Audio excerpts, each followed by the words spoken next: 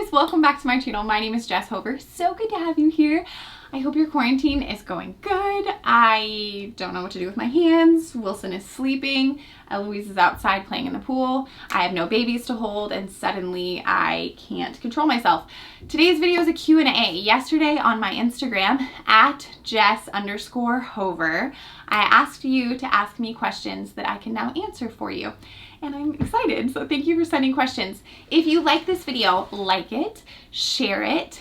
Don't forget to subscribe to my channel and turn on notifications, the bell somewhere here, ding. It will tell you when I make a video because apparently YouTube's not going to tell you unless you turn that on. And if you're a mom who needs more support, if you have questions, if you want friends, we have a private Facebook group called Jess Hover and Friends, and the crew there is awesome. It's moms to be, friends of moms, people who are just nice people. And if you have anything you want to share, they will answer your questions and give you great feedback, and you will be excited to be there. I'm excited to be there and would love to have you. So Jess Hover and Friends on Facebook. For this Q&A, because I fear it will be long and may bore you, and I like you too much to bore you, we will have in the info bar below time codes for every question that gets asked, so you can just jump right to a question that interests you, find out the answer, and then be on your merry way, or stay and hang out with us the whole time. Either way, I'm really excited you're here. I got a lot of questions asking about what facial products I use, like skincare, where I shop, and where we shop for Wilson. So, facial products. There's a brand called Strange Bird that I recently found through a friend, and I love them. And this is not sponsored, would love for it to be sponsored, definitely not sponsored, but they're amazing. Facial wash, but it can also be a mask, a serum, and a moisturizer. Smells like heaven, makes your face feel so good. Their packaging was beautiful. It came with stickers, came with this like whiteboard marker and a little thing to write positive things to yourself. On each of the bottles, it says something to do that practices mindfulness. So like on the face wash, it says, think of a negative thought that you've been carrying around that you can let go of while you wash your face. I don't know, it's just beautiful. I thought all around the brand itself was amazing. And then I love the products. I love the way they feel on my skin, and I love the way my skin looks. So if you have the money to invest in some more quality facial products, totally natural, organic, beautiful, Strange Bird, I will put a link below. Awesome company. Where do I shop? Well, most of the time I've been shopping in Becca's closet down the hall. Her clothes are cuter than mine. Also, we're quarantined, so there's just not a lot of places to go to wear cute clothes. But I recently did a thing, and you could totally do the thing too if you want. There's a company called Nuuly that my friend uses, and I decided to use them too. It's basically where you rent clothes every month, and you go on their website and you can choose what clothes you want to use. You get 6 items. They're all from Free People, Anthropologie, Urban Outfitters, brands like that. The pieces themselves are expensive, like these shorts are from Free People. If I were just gonna buy these shorts, they would be, I don't remember, I think it was over $100. But for $88 a month, you can rent 6 items, and then at the end of the month, you mail them back. You can mail them back dirty, stained, with like a snare or snag or something, and then you pick 6 new items, and then you get those for the following month. And then if you want to buy the items, you can buy an item. I don't know, I just think they're awesome. They also have maternity wear, which I wish I knew about when I was pregnant with Wilson, because your body's changing so much when you're pregnant, and it's just easy to feel frumpy. So if you have the money to invest in your wardrobe during those 9 months, or the, I don't know, even the 9 months after you have a baby, because it's now been 9 months since I've had Wilson, and my body's changed a lot since then too. I think it's a really cool thing. So for myself, just to feel good about life, I am using Nuuly. And if you want to use my code, you can get a discount on your own Nuuly subscription. And I recommend it. Their stuff's really cute. Where does Wilson shop? Well, Wilson shops at Cotton On Kids. Their stuff's really cute, and their onesies, like pajama onesies, have the option of zipping up from the bottom, so you can do diaper changes without fully having to take him out of his pajamas, which is fantastic because at night I don't have to really wake him up to do his diaper changes. I can zip up from the bottom and do it, and he's still mostly asleep. What else? Zara Kids, really cute. That's a favorite of ours for sure. Simple Folk. The Simple Folk is a brand. They have a website and Instagram. Their stuff is so cute, soft, organic, natural, eco-friendly, just like really good. And whenever the kids wear it, honestly, we probably get the most compliments on that stuff. Oh, we also get a lot of compliments on clothes Becca's made. Becca has been exploring, I don't know if I'm supposed to tell them, baby clothes. She's making clothes for kids. And one day, maybe you'll be able to buy them if you want. But I'm lucky because I get to be the guinea pig and put the stuff on my kids. So yeah, so we've been doing that. Anyway, that's where we shop for Wilson. Moving on to real questions. My friend Kate McMerrick, she sent me 2 questions. First one, she said, in the video about getting a nanny, we talk about ripping off the Band-Aid and leaving your crying kid with the nanny and just getting out of the house because the nanny will be able to calm the baby down.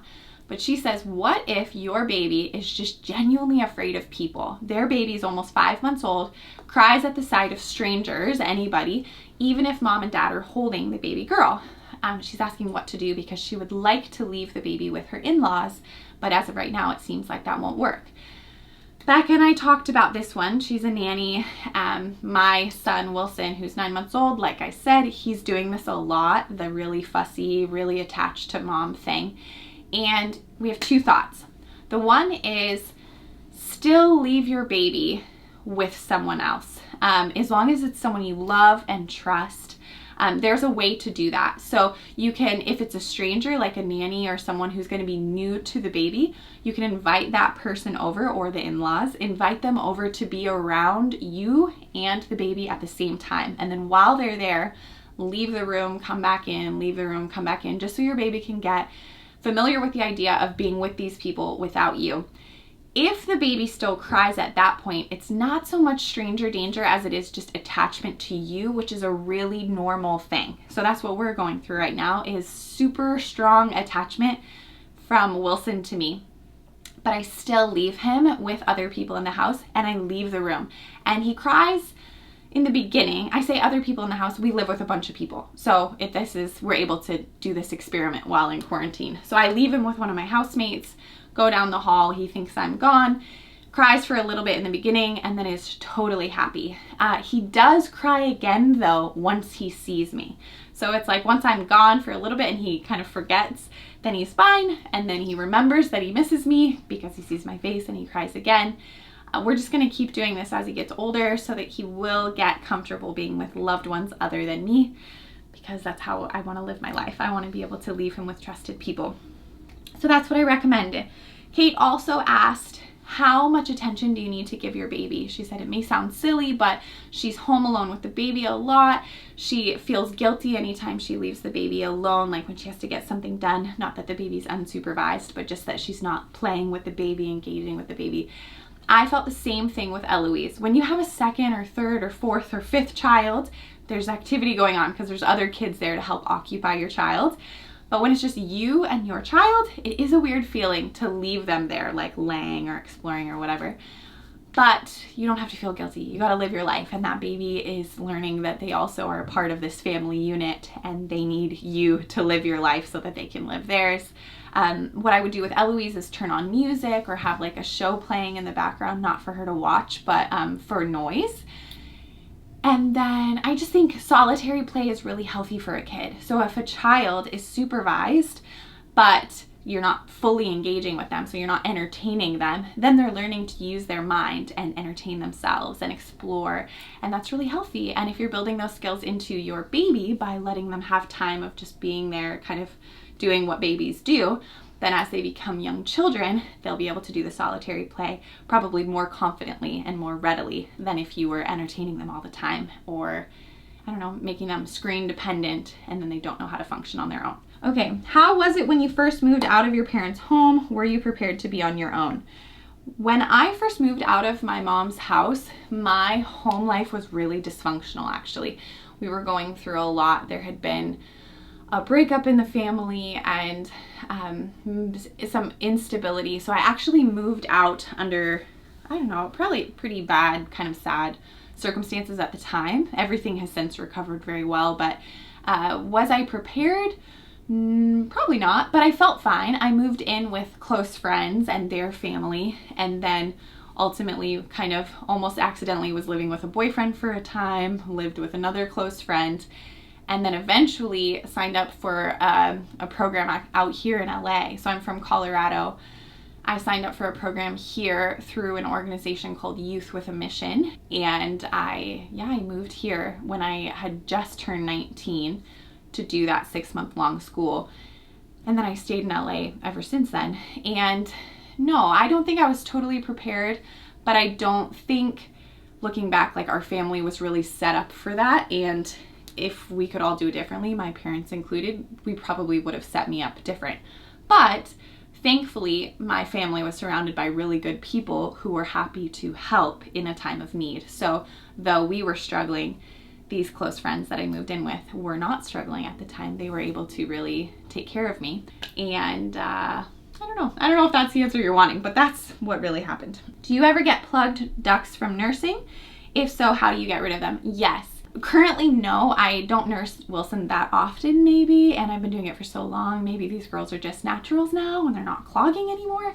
But definitely earlier on I did, and with Eloise for sure. Warm showers and like massaging them helps. What do they call that? Where you squeeze yourself and get the milk out. I apologize for how much I don't know in this moment, but you know what I'm talking about. That helps. Cabbage leaves, this is gonna sound crazy. Have a whole cabbage in your fridge, and anytime that happens, tear off a leaf and put it inside your bra. It is the craziest thing, but milk will start to pour out, and it does help. I heard it described this way: wherever your baby's chin is on your breast, that area of your breast is pulling the most milk. So if you have a clogged milk duct like over here, you could consider turning your baby so that their chin is here, and then that'll help them suck harder on that part, and then you can like push it while you're nursing, and that helps it come out. There's a massager that I got from a company called La Vie, and it's like a lactation massager that you can use for clogged milk ducts, also cool.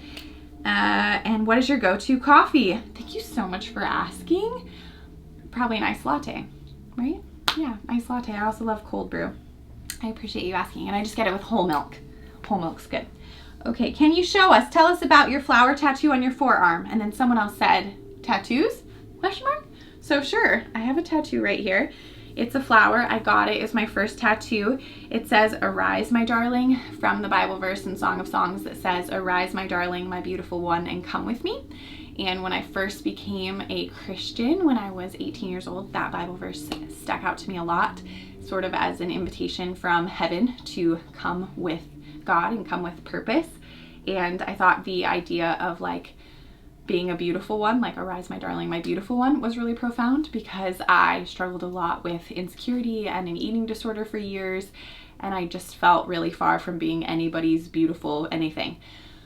So that Bible verse I saw in multiple places, and I was like, wow, that's really special. I would love to follow Jesus and go where he tells me to go. And then a few years later, I was in Chile doing some work with a nonprofit organization there, and saw a tattoo artist who was really good and decided to get a big fat rose right here. And yeah, that's because I love roses. Favorite flower, peony. Second favorite maybe rose. I don't know. Also, that was significant, but I'll tell the rose story another time. Then I have a little skateboarding girl here. It's a stick and poke tattoo from Barcelona, and it just means something to me because I learned how to skateboard in Barcelona, and that's how I got everywhere. And it was this really special time of life where I learned a lot, and I wanted to remember it. I also have another stick and poke tattoo here. Says Eloise. It's a rose. I love it. MW Meredith Wilson. That's my sister. And my son is named Wilson. Wilson's my maiden name. But yeah, Meredith Wilson is my sister's initials. And then I have on the back of my ankle here, I don't think you can see it. Can you see that? Not really. Okay, well here it says, "You are enough." And I saw my friend Taylor Tippett, she has a tattoo back there, and I thought it was so cute because anytime she walks and her pants show, it says something. And so I thought it'd be fun to put like a happy little message for whoever's walking behind me. And then right here I have this tattoo, and it's peonies, and I got it in Barcelona, and I just think it's really cool. But also it's coverable, so I can hide it if I wanna. I don't think I have anything else. No, that's all. Oh, and my first tattoo I ever got is invisible. Oh yeah, so my first tattoo I ever got was when I was 18, and it says, my beautiful one, actually, that line, in my grandma's handwriting. I had her write it out, and I got it in white ink on my foot right here, and you can't see it at all. Actually, you can sort of see a scar, but I got it because I was really scared of tattoos, and I heard that white ink tattoos fade unless you keep them touched up, and I just never kept it touched up. So my first tattoo is an invisible tattoo, but I did get that one done. Favorite things about Eloise and Wilson's personalities. Well, Wilson, I just love that he laughs all the time. I think he's, and then Eloise, I think she's silly. She's really fun and like has a really funny sense of humor. And I also think she's funny how she wants to be fancy all the time and has very particular taste. And she's also like a very feely person, very emotional and sentimental, and cares a lot about feelings. And I think that's really sweet.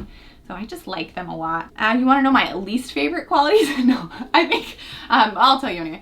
Wilson lately has just been screaming. Like if he gets mad about something, he's like, rah, you know? I don't like that so much. I tell him it's not my favorite. And Eloise, she actually doesn't like yell or anything. But she does because of the emotional thing. You know, just ends up crying a lot. And so we have to work through that. But you know who else is emotional in her life? This girl. So can you blame her? No. Okay. I love your videos. Thank you so much. So inspiring. Wondering if you have any TTC tips. Okay, and then she says advice on how to wait patiently for the timing, God's timing of a baby. I don't have good tips on that. I wish I did. What you need is a lot of hugs to relax as much as you can. But how can you relax when you really want a baby and you feel like it's not working? I just want you to know it's so hard waiting, that process of trying to have a baby and not getting pregnant. Someone really close to me has been walking through this for years, and the heartbreak involved and the emotional roller coaster of like, it might happen, it's not happening. It's just not easy. As much as you can protect your joy, protect your faith, have people who love you around you, give yourself grace when other people get pregnant and you don't, and you feel like sad, but then you also want to be happy for them. You're not a terrible person. That happens. It's normal. We all go through that. As much as you are able to look for the goodness in your life right now while you're waiting for that, it's easy when we're waiting for something that we don't yet have to feel like that thing would be the source of our joy. Like, if only we had that, then everything would feel better and everything would be easier and everything would make sense. And in some senses, that actually might be true. I don't know what your situation is, but there really may be something like a baby that would enhance your life in so many ways. It feels hard to find joy right now. But there's always another side to the story. Whenever we receive the thing we've been waiting for, there's always another side. There's challenges involved. It's not exactly what we thought it was going to be. Or by thinking like that, we miss out on a lot of really beautiful things that are happening in our life right now. So with all of the compassion in my whole heart for anybody going through that, try to find joy right now, and then put, like, if you've got people in your life who have been through this before, if you have a really good doctor or can find a really good doctor, I'm sure online there's communities of people who are trying to conceive and having a hard time, just any sort of support you can find. And then protect your heart too. Like if you find that every time you get on Instagram it's just babies, you're bombarded with babies, and you find that that's really tearing you down, then maybe stay offline for a while. Do whatever you need to do to protect yourself in this time and keep yourself healthy and whole. But I'm sorry because it's so hard. Tips on having a loving long-term relationship. Actually, I made a video on that and I will attach it below. We made it together. Remember? It was at the Chinese restaurant. Oh, yeah. Yeah. 5 tips for like a loving, lasting relationship. So long ago. So, yeah. So I'm going to link it below, okay? If you want to watch it, it's old. It was when Eloise was a baby, but it's a good video. But we might look funny, so don't judge us, because I don't remember how we look. No, you guys look great. Oh, thanks. Would you recommend having kids when you're young, in your 20s? Well, I got pregnant when I was 25. Would I recommend it?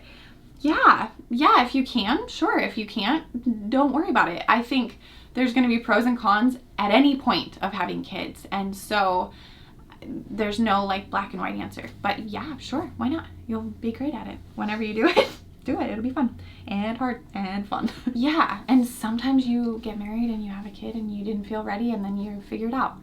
Or you don't get married and you sleep with someone and you have a kid. yeah, I like if you're in your 20s and you're like, should we have kids now? It's hard because there's probably so many things you consider. It does change your life around. But it's also really worth it. And when you're young, you have a lot of energy, maybe more so than when you're older. So you chase a kid around. But if you can't get pregnant in your 20s and you end up getting pregnant in your 30s, or I have a friend who got pregnant after 40, you figure it out and it's going to be great. So I don't know. I think my personality, I'm like really careful to say, this is the prime time to have a baby because everybody's life looks so different. Hope this isn't a weird question. How do you share with your daughter about serious topics like sickness and death? They've been coming up with my toddler lately, and I wonder if there's good ways to explain these things. Yeah, that's a great question. I think part of our role as a parent is to be the one who filters these things, the most scary, sad topics of the world. If they can come through the lens of a loving parent, then it's automatically going to soften the blow of the realities of how hard life can be. And yet a child's not going to understand everything. And so you can try your best in your gentle, loving, maternal or paternal way, depending on which of you is sharing this stuff, mom or dad. But I do talk to Eloise about it, and I do it like this. I just say, I know it's sad. This is what's going on. My personal belief on life involves faith and prayer. And so I think that helps us because I can say like, well, we can pray about it. But then, you know, what's hard is when you know that God doesn't always answer prayers the way you want. So for a time there was a period where she would be like, but I prayed and God didn't listen. And she cried, God didn't listen. He didn't do it. And that's tricky because that's life too, is praying and feeling like God doesn't hear us. And I think as much as you can just show your kid that you're there with them and you're trying to help them understand the challenges of life and you don't have to overwhelm them, and you answer as simply as you can, and also realize that they might ask big questions, but their attention span is pretty tiny and they're not ready for the big depth of answer that we might feel like they need. So you just answer in little bits, and if they ask more questions, you give more answers. And there's always safety in Googling it. I have done that plenty of times where I've been like, how do I tell a kid about this? And then there's really good input out there. So hope that helps. Tips for a mom in a foreign country away from family and familiarity. First year living in Spain, I was a mom in a foreign country who didn't speak Spanish and was not surrounded by moms at all.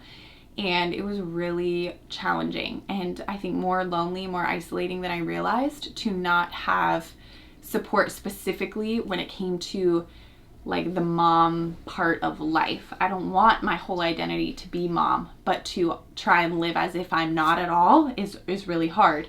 So as much as you can find friendship, as much as you can learn the language of the place, as much as you can find help for your child, and that is going to take courage on your end. Even for me, one of the bravest things I think I've ever done in my parenting experience that I'm really proud of myself in was finding out how to put Eloise in a school in Spain. I had to interview a teacher in Spanish when I barely spoke Spanish. I had to go to these places and meet these people and fumble my way through. And then I went and sat with her on her first day, and on the first few days there was a day when I dropped her off and she cried and I cried, and I was like, I don't know what I'm doing. And then it ended up being probably the biggest gift of my second year in Spain, was her being in that school. The relationship I made with her teacher is still a friend of mine. The friendships Eloise made there, the time that she spent in this school, it was more like a daycare because she was so young, enabled me to then go and learn the language more and make friends more and pursue the friendships that I already had, because I did have friends there, but I felt very detached from them because I was so focused on my own world, which was a really dark place to be at that point. Actually, if you want to watch about my like time in the mental hospital and depression and all of that, there are videos about that, and it all was around that time of moving to a different country and being really isolated, and I think it all affected itself. Actually, we recently heard a podcast, and this woman was talking about how no childcare is free childcare. So even if you've moved to this new place, your spouse has a job, and you're fully taking care of the child, that's not free. That has a cost. The fact that you are fully devoted to this child means you don't have time to go make friends. You don't have time to learn a language if you're living in a place where your language isn't their language. And so taking these extra steps to go pursue additional childcare so that you can find kind of sanity in your new home is really, really valuable. I also learned through counseling that a lot of times it takes about 2 years to feel a sense of like being at home in a new place. And I would say that was true for me. By the end of 2 years, neighbors knew my name and I felt like I knew my way around in a way that was very comfortable and familiar. So do give yourself grace living in a new place with a child, that some things just take time and you can't rush them as much as you'll want to. How has God been working in your life this week? That's a great question. I think I've just been trying really hard. I've been learning more so how to prioritize God again, like in a new way. I think God's always something I think about. I pray every day, read my Bible when I can. But now that the baby's a little bit older, I can have rhythms in my life where I can watch a little like sermon or something in the morning. And I've been watching a lot of Judah Smith. What's God been teaching me? Be more like Judah Smith. I really want to be outwardly full of faith and funny and love my family and love my people well. And be okay to make mistakes. Be okay to make mistakes. Yeah, he's totally, God bless that man. I think he's awesome. Date night ideas when you're quarantined and have a baby and don't live alone. Yeah, good luck. Ooh, that's so hard. I'm not a master at that right now. I don't know, creatively watching things together. Tuck yourself away somewhere and have some food and watch something lighthearted and fun. Go for a walk. We go for walks and you're doing great. That's tough. How do you deal with babies tugging your hair all day long and you don't want to feel schlubby and sad? Is that just me? No, it's definitely not just you. I do feel that, and I do feel schlubby and sad. I've never described it like that. I actually most of the time have my hair pulled back in a low ponytail, sometimes a high bun. I have this issue where I feel like my hair is always really oily on the bottom, so if I pull my hair up too high, then you guys can see how oily my hair is. So I always kind of keep it tucked down to hide my flaws. That's why you always wear a low ponytail. That is why, yeah, because when I put it up high, it's oily. Oh, I didn't know that. Best you learn advice. something new every Oh, day. really? That's so funny. Yeah. Oh, this one's sad and good, and I'm happy to answer it. How to deal with anxiety. You have a 1-month-old baby, and during this coronavirus stuff, you're in a stage of life that doesn't look at all like what you imagined it was going to be, and you feel sad about it. You can't go to Target, you can't go to the beach, you can't show off your baby the way you thought you were going to be able to, and it just makes you sad. And yeah, girl, it sucks. Honestly, I've thought of you and moms like you so much recently because I just think it would be so challenging. Even the inability to have like friends and family come over to offer help at different times. You are amazing. You are living through a really unprecedented time of life. None of us planned for this. None of us, we've never lived through anything like this before. So you are a hero. And I'm so sorry that it looks so different from how it was supposed to look and how you wanted it to look. And I guess the hope is that here in a few months, things will go back to some sort of normal or a new normal that looks better than this one. And also everybody in the world is going through this together. So you're not alone. As much as you're able to find joy where you can, do it. Also, after having a baby, a lot of times you're not able to go out as freely as you thought you would. And so I guess the blessing is that you are now trapped, meaning less pressure to go anywhere because you can't go anywhere. And that's not really that comforting, I know, because you wanted to go places, and I'm sorry that you can't. But trying to find a bright side when there's not too many bright sides to that. Just the loss of what you thought it was going to be is sad. Give yourself grace to process that, accept it because it's terrible, and then move forward and try to make the most of this time. You're doing so good. Okay, what is your least favorite part about being a mom and why? Least favorite part, but there's so many. Okay, no, but I like my kids. I like being a mom. I'm thankful for the role, but I do think it's hard. I think least favorite part right now is just feeling like there's never a break, and that a lot of loss of freedom, loss of independence, and yet it's worth it. Okay, I really do believe it's worth it. I totally believe it's worth it, actually. It's just that it's hard. how do you deal with the frustration of, I don't remember exactly how they worded it, but it was like, how do you deal with the frustration of splitting tasks between mom and dad and feeling like in the beginning months of having a baby, there's so much more that the mom is supposed to do than the dad is, and how do you deal with that stuff? Yeah, that's hard. It's super hard, and I think it continues to be hard. You need to have good communication. Sometimes dads just don't know what to do. I remember getting a text from a friend who had a baby and they had a toddler, and the baby was already nursed and crying, and the baby was fine. It was a new baby, and new babies cry sometimes. And the mom was taking care of the toddler, but then the dad brought the new baby in to the mom and was like, she needs you. And she didn't need the mom, really. She just needed to be held. And even in the mom's arms, she was going to cry. And I think that there's this fear inside of the dad, maybe, that he doesn't know what to do, or he's not cut out for this right now. And so there needs to be grace, there needs to be clear communication. Maybe the dad needs some education on how he can take care of the baby so that he feels more competent to know what to do, because dads can do diaper changes, dads can offer a bottle, dads can swaddle baby, get them dressed, hold them, rock them, put them to sleep, put their pacifier back in. There's a lot a dad can do. The main thing the mom can do, that only the mom can do, is nurse the baby. Everything else the dad is able physically to help with, and sometimes it just takes them understanding that they're able to, and you guys can do that together. I know of friends who watch YouTube videos together, couples, so that the dad can learn strategies for taking care of the baby that can help him feel more prepared to jump in. And I just think all along the way, I mean, even now with Eloise being almost 5 years old, there's times that Sean and I have to talk to each other to make sure I'm not taking over too much stuff, or I don't know, just that things are divided in a way that makes sense for our life together and makes sense for the different things we're doing. So I hope that helps. I did not answer everyone's question. There were so many questions. So if you want more questions answered, let me know, and I can make a second video answering more questions that didn't get answered here. I'm so thankful that you guys watch these videos. I love having you here. I hope that you're doing well. You're such a good mom, or mom-to-be, or human being.